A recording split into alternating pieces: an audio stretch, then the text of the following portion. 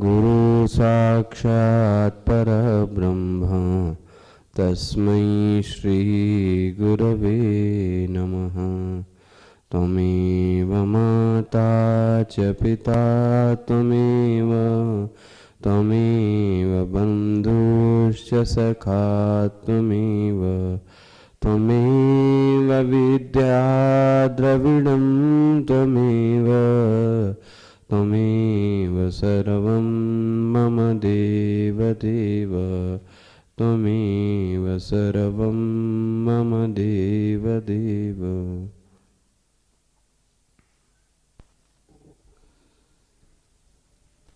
सोवा श्लोक देखेंगे। सांख्य काणादबोध्यादैः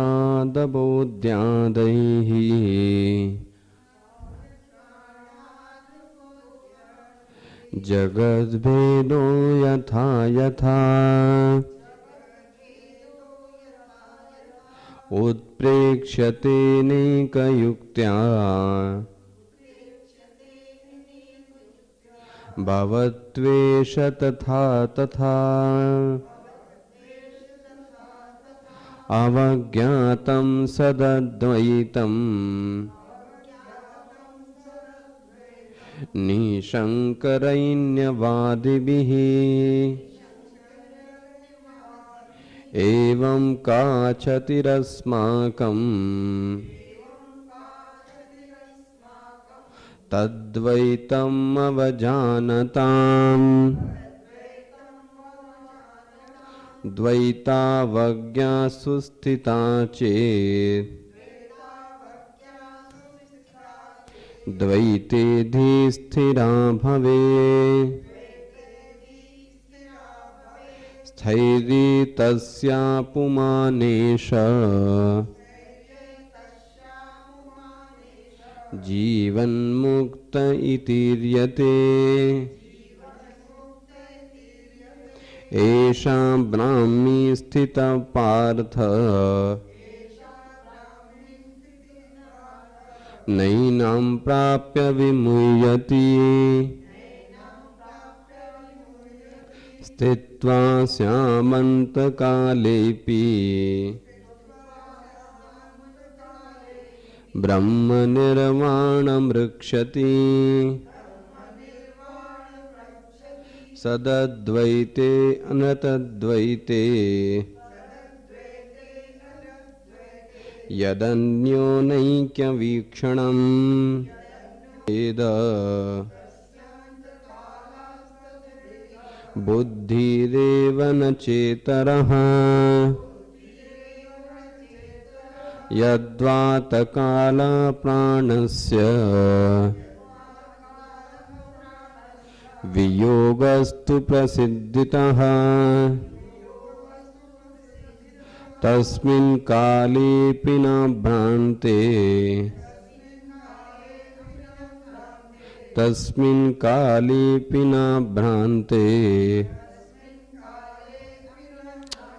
अपि क्यों बोल रहे बीच में? तस्मिन् कालेऽपि न भ्रान्ते गताया पुनरागमः। निरोग उपविष्टो वा रुग्णो वा विलुठन् भुवि मूर्छितो वा त्यजवत्वेष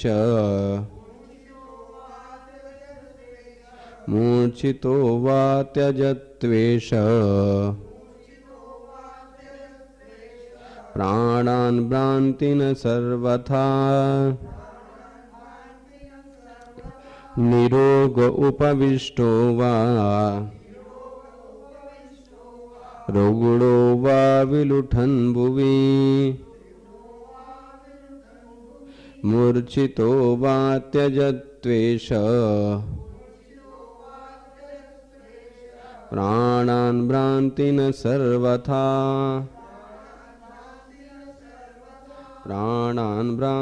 सर्वथा।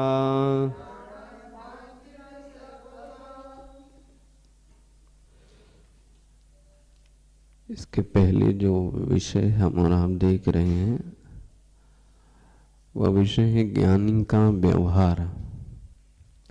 यही विषय आप थोड़े दिन पहले नीचे भी देख रहे थे। नैव तस्य कृतेनार्थो न कृतेनेह कश्चन। कर्तव्य की भूमिका तब तक जीवन में रहती है जब तक प्राप्तव्य शेष रहता है।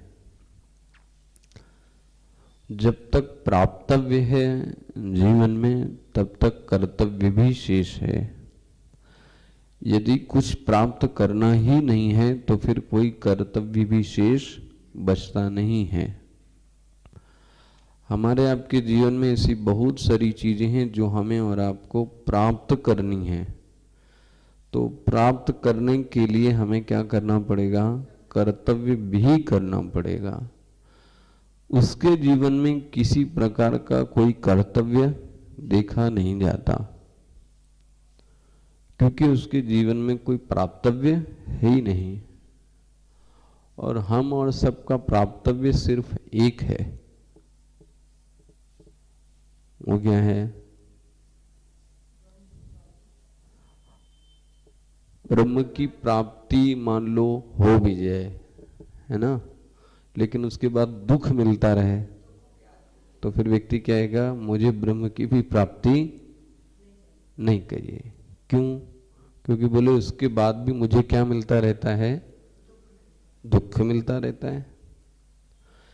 इसलिए वेदांत का जो उद्देश्य है वो कभी ये नहीं कहता कि ब्रह्म की प्राप्ति करो। ध्यान से समझना जरा, क्योंकि ब्रह्म की प्राप्ति कहने से बहुत सारे मत मतांतर पैदा हो जाएंगे।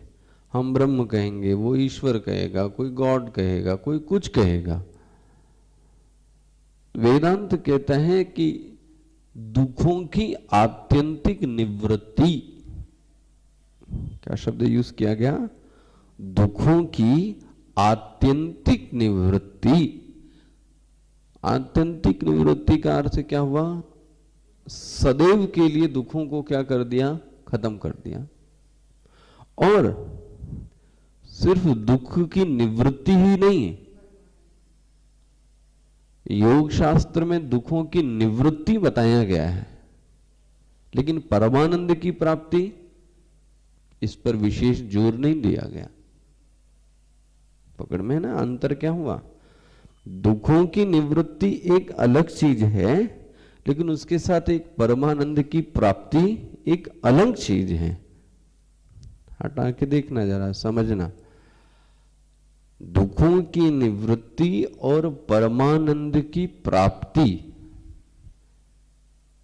यह जीवन का लक्ष्य है। अब वेदांत कहते हैं आप स्वतंत्र हो, जिस चीज से भी यह प्राप्ति हो जाए वह प्राप्ति तुम कर लो। तुमको लगता है कि तुम कर्म से इसको प्राप्त कर सकते हो तो कर लो। देखो इतना इतना गैप है इस चीज में, छूट दी गई है। कोई जरूरी नहीं है कि आप ब्रह्म ज्ञान प्राप्त करो। जरूरी नहीं मतलब वो कह रहा है अगर आपको यही चीज कहीं से मिलती है तो आप लेकर चले आओ, लेकिन बात यह है कि यह चीज कहीं से नहीं मिलती। दुखों की आत्यंतिक निवृत्ति मतलब दुख आए वो तो बात अलग है, आएगा तो चैन की क्षमता देगा, लेकिन जरा दुख को भी जरा ध्यान रखना। दुख मतलब क्या यहां पे? बोले घर में पैसा नहीं है, बोले ये तो ब्रह्म ज्ञान से नहीं आएगा।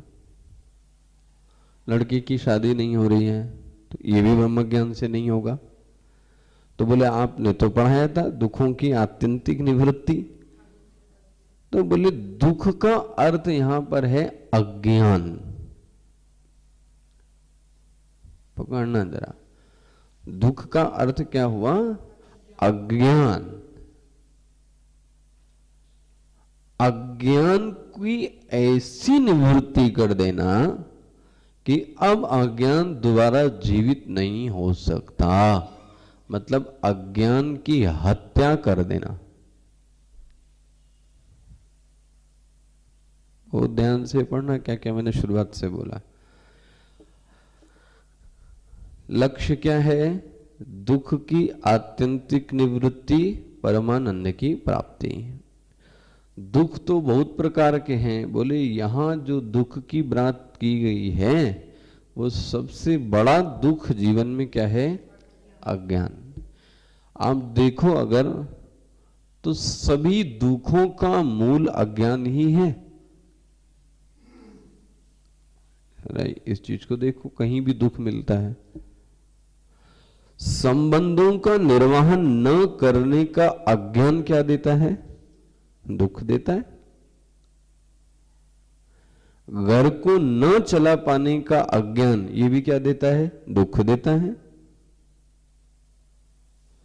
कोई वाहन है उसको न चला पाने का अज्ञान क्या देता है? दुख देता है।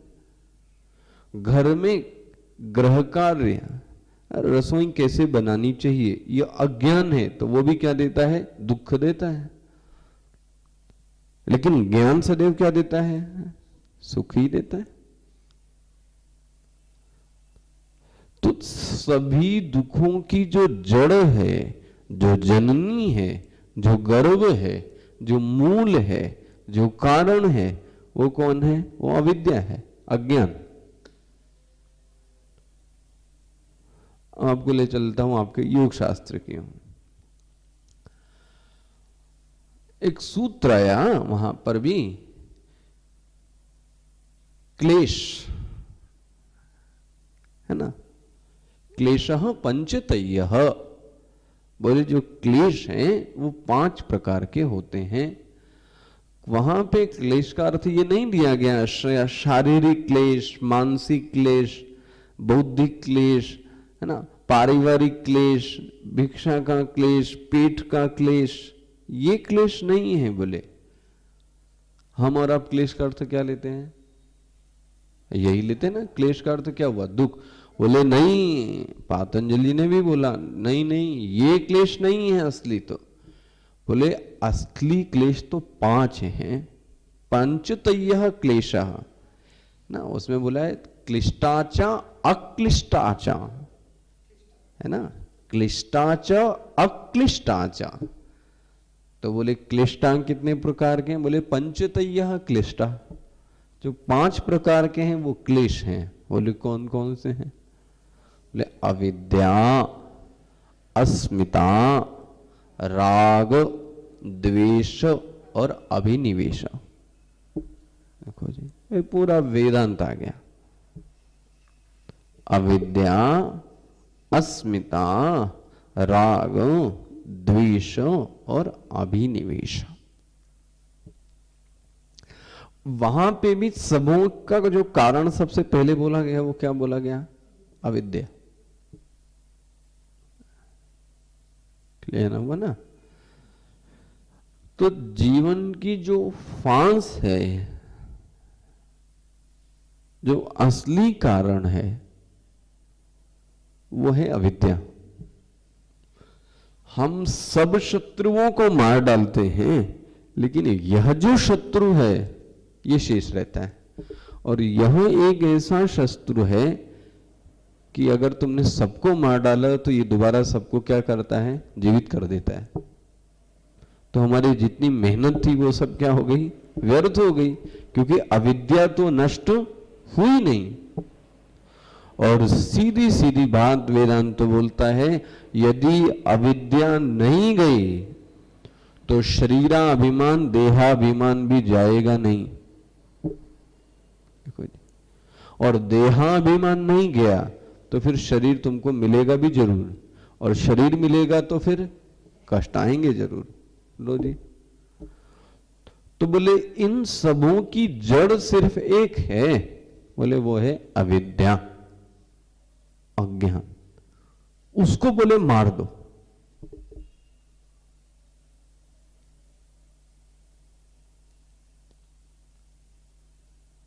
कांटे को कांटा ही मारता है।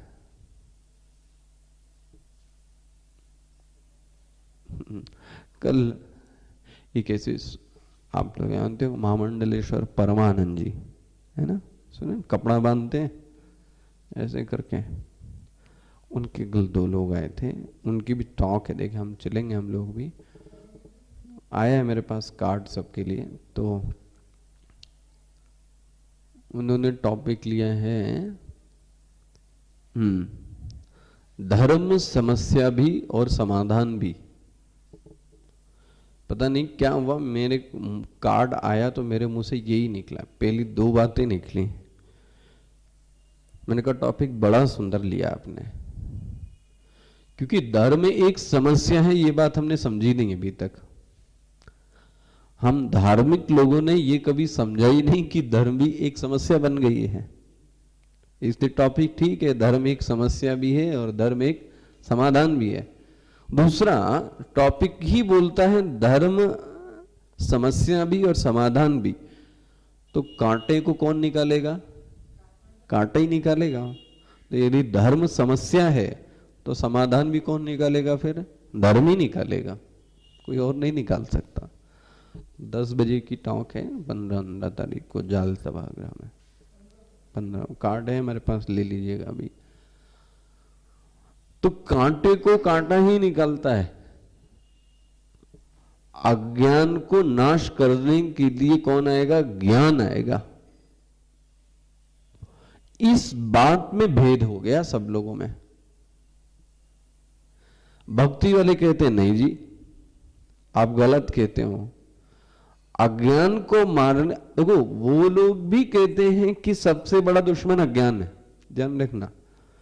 भक्ति भी इस चीज को मानती है कि सबसे बड़ा जो जीवन का दुश्मन है वो क्या है? अज्ञान है। योग शास्त्र भी मानता है कि जो सबसे बड़ा दुख है वो क्या है? अज्ञान है। पंचतैयाचा क्लिष्टाचा, और सबसे पहले अविद्या।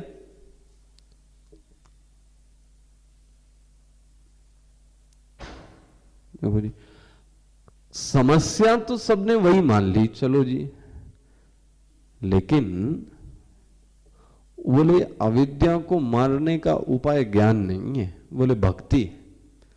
अब लो, तो इनका अब अविद्या को मारने का उपाय क्या हो गया? भक्ति हो गई। एक बोलता है नहीं जी, अविद्या को मैं समाधि लगा लगा के मार डालूंगा, तो अब उनकी साधना क्या हो गई? भक्ति, वो समाधि हो गई। एक कहता है नहीं जी, मैं कर्मयोग कर करके मार डालूंगा, भगवान का काम कर करके अज्ञान को क्या कर दूंगा? वो कर्मयोग करता रहता है। ज्ञानी वाले बोलते मैं ज्ञान से मार डालूंगा, तो उनकी साधना क्या हो गई? ज्ञान। ध्यान रखना, समस्या एक है, वो है अज्ञान।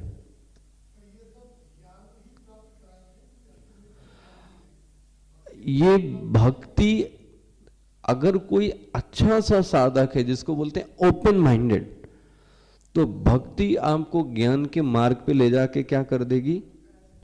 लेकिन आपको अपना विजन ओपन रखना पड़ता है कि भक्ति के बाद भी एक और क्लास है, उस क्लास में आपको बैठना पड़ेगा।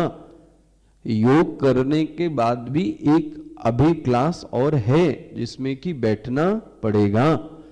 लेकिन जो इसके अनुयायी हैं, मानने वाले, वो क्या कहते हैं? नहीं, भक्ति इज द लास्ट। अंदर समझ में आ रहा है? वो ये समझते हैं फिर भक्ति के बाद कुछ नहीं है, जबकि वेदांत कहता है भक्ति को करने के बाद क्या मिलेगा? ज्ञान मिलेगा। भगवान ने इस चीज को क्या बोला वहां पर? ददामी बुद्धि योगम, मैं तुमको बुद्धि योग दूंगा। कब? कब? जो मेरे से सतत युक्त है, जो मेरा कीर्तन करता रहता है, जो मेरी भक्ति करता रहता है। बोले भक्ति करने के बाद भगवान ने शब्द क्या बोला है? ददामी। ददामी मतलब दूंगा। क्या दोगे? बोले बुद्धि योगम। बोले उससे क्या होगा? बोले तेन तेना मतलब बुद्धि योगेन, बुद्धि योग के द्वारा क्या हो जाएगा, माम उपयान, तब तुम मेरे को जान पाओगे। इसका मतलब भक्ति के जरिए से भी ईश्वर को वास्तव में जाना नहीं जा सकता, उसके आगे भी एक क्लास है, क्योंकि भक्ति के माध्यम से लीलाधारी ही रूप हमें समझ में आता है। भैया बंसी बजैया हैं, मुकुटधारी हैं, राधा के संग खेले, इससे ज्यादा वो नहीं बता सकते। लेकिन वेदांत कहता है ये भगवान का लीलाधारी रूप है। एक्चुअली में तो इसके पीछे एक और रूप है। कौन सा? तात्विक। कैसा रूप है? तात्विक। उसको जानो ना। ये भगवत लोग तात्विक रूप जानने में कोई इंटरेस्ट? अब भगवान इतना खुल के बोल रहे हैं और क्या बोल सकते हैं, ददामी बुद्धि योगम तम, मैं तुमको बुद्धि योग दे दूंगा। इसका मतलब एक क्लास अभी और है। तो भक्ति का जो अनुयायी है वो क्या समझता है कि भक्ति ही आखिरी है, जबकि ऐसा नहीं है। अच्छा, भागवत में भी इस बात की पुष्टि की। मां कौन है? भक्ति। देखे ना आपने, गाय थी, गाय के 2 पुत्र थे, है ना? तो गाय से जन्मे थे वो दोनों, तो है ना, गाय से ही तो जन्मे थे, वैराग्य और ये सब ज्ञान। तो भक्ति ने जन्म किसको दिया? इसका मतलब नेचुरली भक्ति को जन्म देना ही चाहिए। जीवन में भी यदि भक्ति है तो कौन जन्मेगा? लेकिन अगर ज्ञान जन्मे ही ना तो उस भक्ति को आप क्या बोलोगे? बंजर है। ये मां तो कैसी है? बंजर है। ये तो पुत्री उत्पन्न नहीं कर पाई, तो ये मां कहलाने लायक भी नहीं है। आप सोच लो, तो भक्ति के ऊपर कितना बड़ा कलंक लग जाएगा। लेकिन ये बात कोई सोचते ही नहीं है। सब यही सोचते बस भक्ति इज द लास्ट। और वो तो उल्टा बोल देते हैं। शंकराचार्य जी को भी ज्ञान के बाद क्या करनी पड़ी? भक्ति करनी पड़ी। ये ना, ये सब सिर्फ भ्रम पैदा करने के लिए। ज्ञान के बाद भक्ति क्यों नहीं की जा सकती? प्रश्न ये है, क्यों नहीं कर सकता? अब उसको कोई जरूरी नहीं कि एक मंदिर में दिखाई दे, उसको सभी प्राणियों में वो जब देने दिखाई देती तो सबकी पूजा करता है। नहीं, ज्ञान के बाद बोले आप पूजा क्यों करते हो? क्यों नहीं करें? प्रश्न ये है। क्या पूजा करने से ज्ञान बाधित हो जाता है? क्या पूजा करने से ज्ञान खत्म हो जाता है? बोले नहीं। तो फिर बोले फिर दिक्कत क्या है? नहीं बोलते, नहीं, अगर आप ज्ञानी हो तो फिर आप पूजा और भक्ति, ये जो हमारे समाज में पढ़े लिखों में और थोड़ा दर्शन को जानने वाले जो लोग हैं उनमें ये भेद पैदा हो गए। सबका जो कारण है अज्ञान का वो एक है। वो क्या है? सिर्फ अज्ञान, अज्ञान और अज्ञान। बोले किसका अज्ञान? बोले तुम्हारा अपना अज्ञान। ध्यान रखना, ईश्वर का अज्ञान नहीं कहा गया। समझ में आ रहा है ना? ईश्वर का अज्ञान भी नहीं।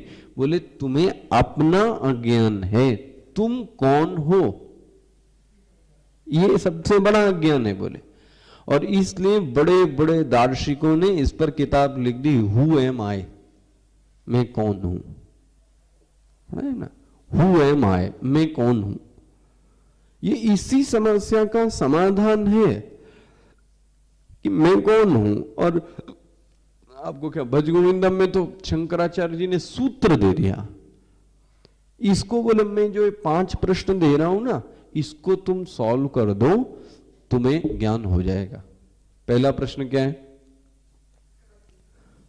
काते कांता कस्ते पुत्र संसारो यमतीव विचित्रः। पहला प्रश्न क्या है? काते कांता, तुम्हारी पत्नी कौन है? है ना? अज्ञान की जड़ यहां से चालू की। सबसे पहले तुम ये विचार करो, काते कांता, तुम्हारी पत्नी कौन है, तुम्हारे पुत्र कौन है, तुम्हारा पुत्र कौन है। काते कांता कस्ते पुत्रा, बोले जवाब क्या आएगा पता है, संसारोयम तीव विचित्र, ये संसार तो बड़ा विचित्र है। कस्मिन्तः कह कुत आयातः, कस्य तुम कह कुत आयाता, तुम किसके हो,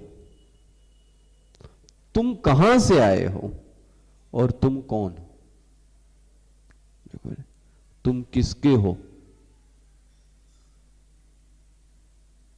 ध्यान से सब प्रश्न पूछना, तुम किसके हो, तुम कहां से आए हो और तुम कह तुम कौन हो। और बोले इस प्रश्न का उत्तर दे लो और तुम ज्ञानी बन जाओ, खत्म। देखो जी, यही 5 प्रश्न है। तो इतना सुंदर, इन 5 प्रश्नों में ही शंकराचार्य जी ने पूरा वेदांत तो बोल दिया और उसको बोल दिया, भाई ये मेरे भाई, इसका जाके जरा चिंतन करो, विचार करो, खोजो इनको जाके जरा। तो सबसे बड़ा अज्ञान बोलते हैं हमें अपना, ये कि मैं कौन हूं ये हमें और आपको पता नहीं है। यही समस्या की जड़, यही समस्या की जड़ है। हम अपने आप को नहीं जानते और दुनिया को हम जानने के लिए चले हैं। सोचो, अपने घर में तो लड़ाई शांत नहीं हो रही है, अपने घर में नहीं दाना और अम्मा चली, अपने घर में ही शांति नहीं है, तुम खुद प्रसन्न नहीं हो, तुम खुद अज्ञानी हो, तुम खुद क्लेश से लिप्त हो, तुम्हें दुख ने आक्रांत करके रखा है, चित्त तुम्हारा संयम नहीं है, मन प्रसन्न नहीं है, आह्लाद नहीं है, प्रहलाद नहीं है, प्रसन्नता नहीं है, तो तुम दूसरों को क्या दोगे। सोचो जरा, तुम्हारे घर में यदि दाना नहीं है तो तुम लोगों को क्या बांटोगे। इसलिए पहला काम तुम खुद जाके फिर क्या करो, अपने अज्ञान को क्या करो, नष्ट करो। इसलिए सबसे देखो, आप समस्या इतनी बड़ी कह लो या छोटी, हमको अपना अज्ञान नाश करना है और तो भी हम अपना अज्ञान नाश करना चाहते नहीं। देखो, किसी दूसरे का अज्ञान नाश करने के लिए चले हैं। आप सोचो, जो तुमको ही अस्त्र शस्त्र चलाना नहीं आता तो तुम क्या करोगे।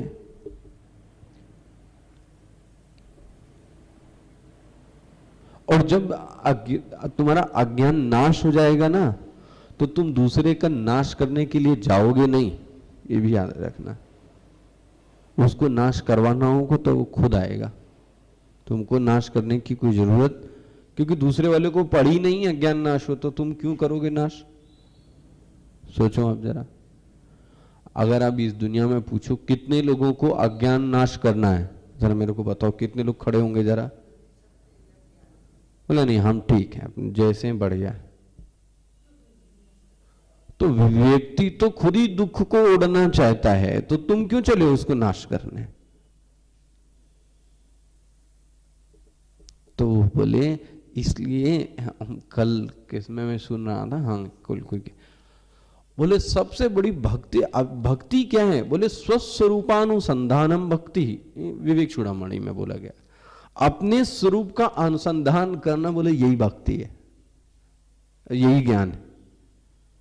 अपने स्वरूप का अनुसंधान करना, खोज करना, आविष्कार करने के लिए जुट जाना, नई नई तकनीकियों से अपने को जानने का प्रयास करना, बोले ये सबसे बड़ी भक्ति है। और वास्तव में यही भक्ति है।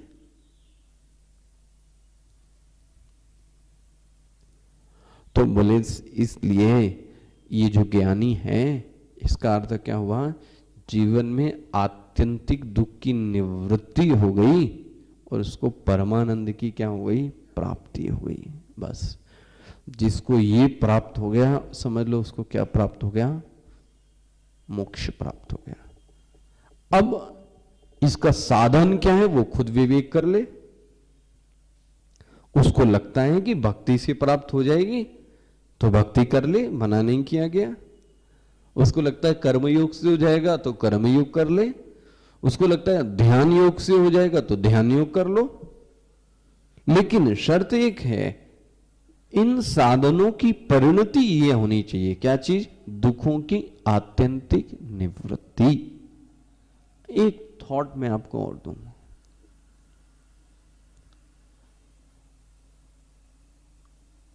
मेरे दिमाग में चल रहा था, ये जो अज्ञान है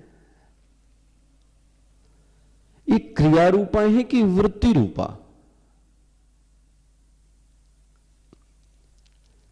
यह जो अज्ञान है ये क्रिया रूपा है कि वृत्ति रूपा?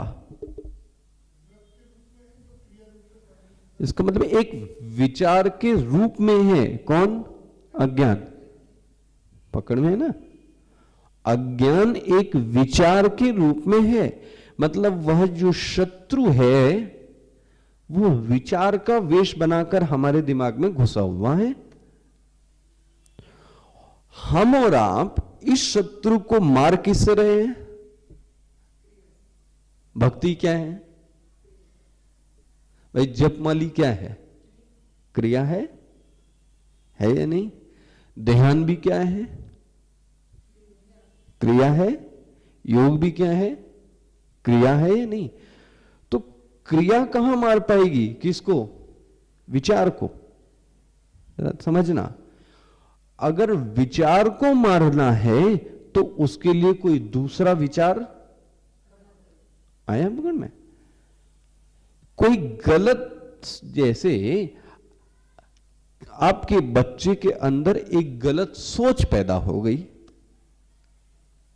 तो आप उस सोच को मारने का उपाय क्या है? आप उसको और उससे भी बढ़िया क्या दे दो, जरा सोच दो, तो वो जो छोटी सोच है वो क्या हो गई? नष्ट हो गई।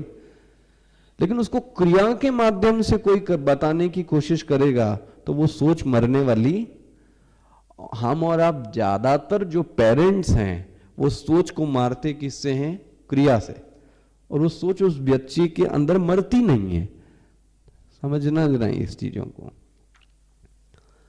वह जो सोच है उसके अंदर, जैसे आपने बोला मां बाप से अच्छे वाक्य बोलना चाहिए, बड़ों से सुंदर से अच्छे शब्दों में बात करनी चाहिए, ये एक सोच है। अब उसने उल्टी एक सोच बना ली कि मैं जितना जिद्दी रहूंगा, जितना गाली दूंगा, जितना रोऊंगा, जितना गाऊंगा, मेरी मांग उतनी क्या हो जाएगी? पूरी हो जाएगी। ठीक है? पकड़ में आ रहा है आपके? नहीं आ रहा है? ये एक गलत सोच है। अब वो बच्चा क्या करता है? इस सोच को पूरा करवा लेता है किससे? क्रिया से। अच्छा, आप बोलते हो ये गलत है, तो आप उसको ज्यादा से ज्यादा क्या करते हो? थप्पड़ मार देते हो। लेकिन क्या लगता है आपको, थप्पड़ मारने से वो सोच बदलती है उसकी? वो 2 दिन बाद फिर क्या करता है? फिर वही काम करता है। आप उसको घुमाने ले जाते हो, चलो अच्छा आज तुमको दूसरी जगह ले चलते हैं। वो घूम फिर के आता है, 2 दिन बाद फिर क्या करता है? मतलब सोच को सुधारने के लिए क्रियाओं का बहुत सारा सहारा लिया और कोई भी क्रिया काम नहीं कर पाई। लेकिन इसकी एक ट्रिक है, उसको शांति से बैठाकर एक कोने में अपने कहानी सुनाई कि एक बच्चा था, वो ऐसे गंदी गंदी बातें करता था, गलत शब्द बोलता था, अपनी इच्छाओं को पूरा कराने के लिए जिद करता था। लेकिन एक उसके पास एक और भी भाई था, वो बहुत अच्छा था, लेकिन वह जिद नहीं करता था और उसका फल क्या मिलता था? वो पढ़ाई में उसका मन लगता था, वो घर में अच्छे से माँ बाप से रहता था, माँ बाप ने उसको आशीर्वाद दे दिया, और आशीर्वाद दे दिया इसके कारण क्या हो गया? उसके परीक्षा में नंबर अच्छे आ गए।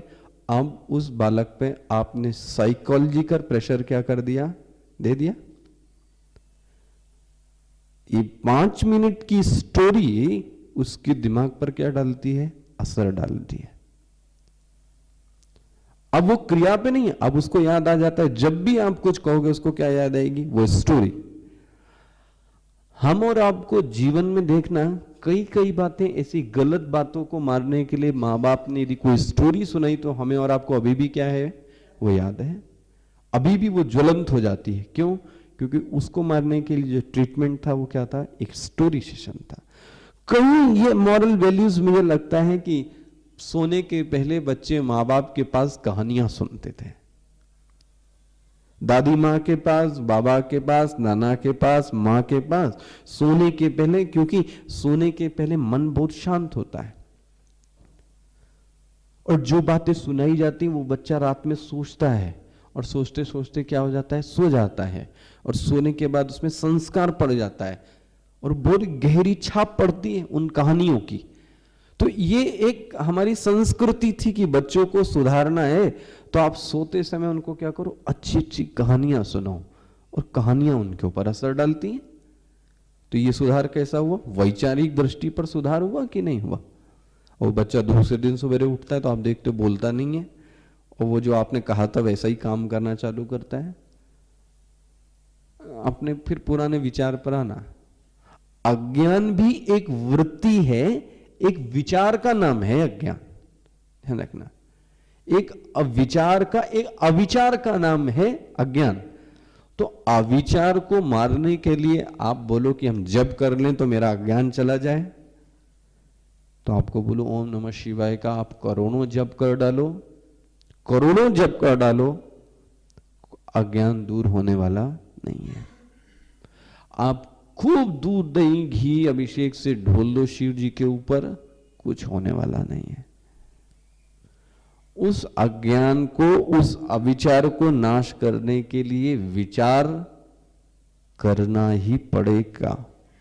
बिना विचार किए हुए अविचार मरने वाला नहीं है। इस चीज को जरा पचाने की कोशिश करो। वृत्ति को मारने के लिए एक दूसरी वृत्ति की जरूरत पड़ती है, उसी को आप बोल देते हो ब्रह्माकार वृत्ति। भाई अब आपका मन नहीं लग रहा है जप और तप में, संसार की बातें याद आ रही हैं, आपके गुरु ने आपको क्या बोले? जप करो जरा। अच्छा जप करो मतलब क्या? बोले ओम नमः शिवाय। अब आपका जो मन था वो जगत में लग रहा था, तो अब किस में लगने लगा? ओम नमः शिवाय। तो उसने काट ढूंढ ली कि नहीं ढूंढ ली? एक विचार से दूसरे विचार को क्या कर दिया? मार दिया। और यही जीतने का तरीका है। तो यदि अज्ञान एक वृत्ति है, एक अविचार का नाम है, तो ज्ञान एक विचार का नाम है। तो अज्ञान को नाश कौन कर सकता है? ज्ञान, विचार। इसलिए ब्रह्म ज्ञान में विचार की साधना है, पर जोर दिया जाता है कि आप कुछ नहीं करो, आप सिर्फ क्या करो? विचार करो। और बात सत्य है, कहीं भी आपके सामने समस्या हो तो समस्या का सबसे बड़ा समाधान है आपका क्या करना? विचार करना, उसके बाद क्रिया करना। आपको कोई ट्रैफिक मिले, आप फंस गए, आपको कोई ट्रेन नहीं मिल रही, आपको कोई बस नहीं मिल रहा है, कोई व्हीकल नहीं मिल रहा है, तो क्रिया करने से कुछ नहीं होगा। मैं बताऊं, सबसे पहले आपको क्या करना पड़ता है? विचार। कैसे जाऊं, क्या पकड़ूं, कितने पैसे हैं, कितनी दूर है, ये आपने पहले क्या किया? विचार किया ही नहीं किया। और विचार करने के बाद फिर क्या किया आपने? क्रिया की। लेकिन यदि कोई विचार ही नहीं करे तो फिर समस्या का समाधान कहां से होगा? और हम और आप विचार करने में बहुत कमजोर हैं, विचार नहीं कर पाते। इसलिए दूसरा एक थॉट मैंने प्रवचन में दिया होगा, करने के पहले सोचो। करने के पहले, किसी क्रिया को करने से पहले क्या करो? जरा सोचो। सोच हम क्या करते हैं? करने के बाद क्या करते हैं? विचार करते हैं। अरे कितना मूर्ख आदमी मुझे लगा, करने के बाद विचार कर रहा है। अब क्या रह गया? इसी को तो बोलते पश्चाताप। जो पश्चाताप उत्पन्न होता है, ताप मतलब गर्मी, क्लेश, दुख, उसको बोलते पश्चाताप। अगर करने के पहले ही सोचा जाए तो समस्या ही खत्म हो जाए। इसलिए हम जीवन में कोई भी काम करो उसके पहले क्या करो, सोचो। इसलिए शंकराचार्य जी ने बोला अविचार बंधन है तो विचार मोक्ष है। अविचार बंधन है तो विचार मोक्ष है। बंधन को काटने का मोक्ष मतलब अविचार को विचार ही काट सकता है। तो जो अज्ञान है वो एक वृत्ति के रूप में है और उस वृत्ति मतलब विचार के रूप में है, तो उसको कोई सद्विचार काट सकता है। अच्छा सा विचार कोई आए तो ये विचार क्या हो सकता है, कट सकता है। हाँ, यदि रोग क्रियात्मक हो तो निदान भी फिर कैसा होगा, क्रियात्मक होगा। भाई अगर मेरे कान में दर्द हो रहा है तो मुझे कुछ एक्सरसाइज करनी पड़ेगी। मेरे पेट में दर्द है, मेरे पैर में दर्द है, तो फिर मुझे एक्सरसाइज करनी पड़ेगी, क्योंकि ये कैसा है, शारीरिक रोग है, तो निदान भी फिर शारीरिक होगा। भाई मेरे दर्द और मैं बोले मेरे दर्द नहीं है, दर्द नहीं है, ऐसे तो दर्द नहीं जाएगा। दर्द तो तभी जाएगा जब आप कुछ करो। जैसी समस्या समाधान भी वैसा ही होना चाहिए। आगे कल देखें।